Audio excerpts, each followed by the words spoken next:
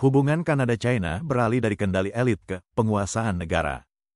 Pengaruh China di Kanada berkembang dari mempengaruhi elit politik dan ekonomi menjadi bentuk penguasaan negara yang lebih berbahaya, kata seorang mantan diplomat yang pernah ditempatkan di kedutaan Kanada di China. Charles Burton, seorang sinolog yang kini menjadi peneliti senior di lembaga pemikir Sinopsis, menyampaikan pernyataan tersebut pada acara peluncuran edisi ketiga buku Willful Blindness karya jurnalis investigatif Sam Cooper pada tanggal 26 September di Ottawa, yang membahas pengaruh China di Kanada. Sam menyimpulkan dalam bukunya bahwa kondisi hubungan Kanada-China saat ini tidak hanya dipengaruhi oleh penguasaan elit secara menyeluruh, tetapi juga secara bertahap bergerak menuju penguasaan negara sepenuhnya, kata Burton dalam acara tersebut.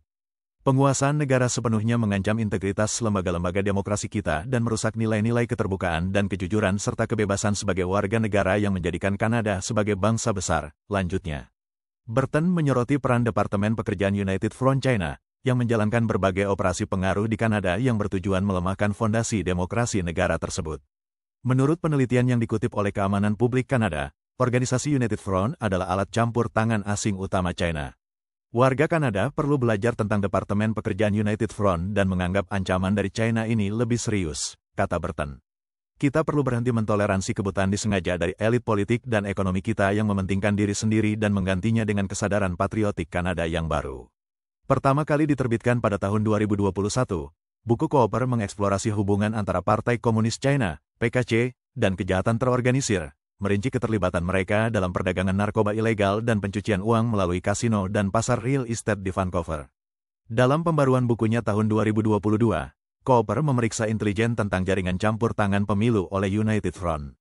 Ia menyelidiki kampanye disinformasi di platform China, WeChat, yang menargetkan mantan anggota parlemen konservatif Kenny Chiu selama pemilu 2021 karena kritiknya terhadap catatan hak asasi manusia Beijing dan promosinya untuk daftar campur tangan asing.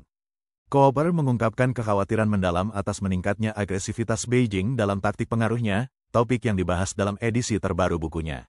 Saya belajar informasi baru yang sangat memprihatinkan.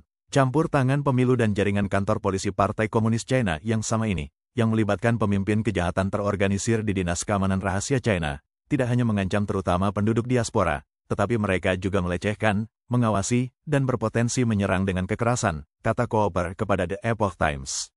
Kami sekarang memiliki kasus di Australia, kemungkinan Kanada, dan di seluruh dunia, di mana diduga operator China dalam jaringan ini dapat membahayakan, bahkan mungkin mengancam dengan kematian atau bahkan membunuh para pembangkang yang ingin berbicara menentang China. Menanggapi laporan media yang luas tentang operasi rahasia Beijing, Ottawa meluncurkan penyelidikan campur tangan asing untuk menyelidiki campur tangan China dalam pemilu Kanada pada 2019 dan 2021.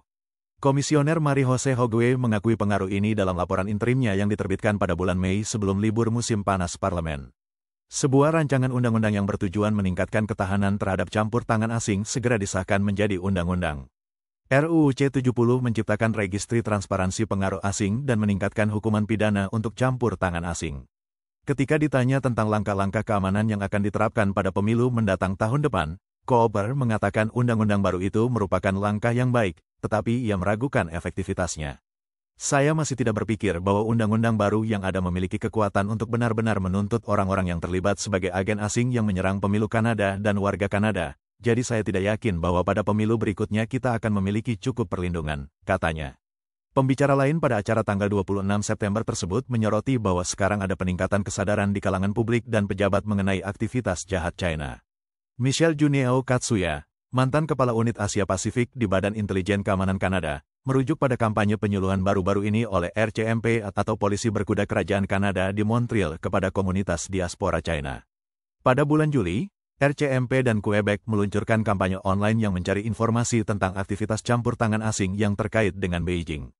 Petugas juga melakukan kunjungan dari pintu ke pintu di Chinatown Montreal dan Brosat di dekatnya untuk meningkatkan kesadaran akan ancaman tersebut.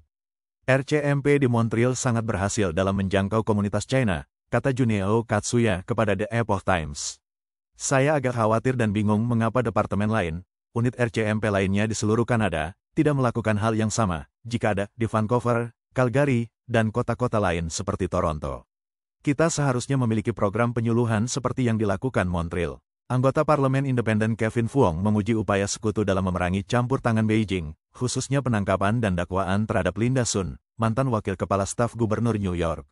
Sun dan suaminya, Chris Hu, dituduh melakukan spionase untuk Beijing dan berupaya merusak proses demokrasi AS. Saya pikir era kemasan PKC dalam campur tangan di Kanada, pada sejauh mana kedalaman dan luasnya yang telah mereka lakukan, mungkin mulai berakhir sekarang setelah warga Kanada menyadari betapa luasnya intervensi mereka, katanya kepada The Epoch Times pada acara tanggal 26 September tersebut.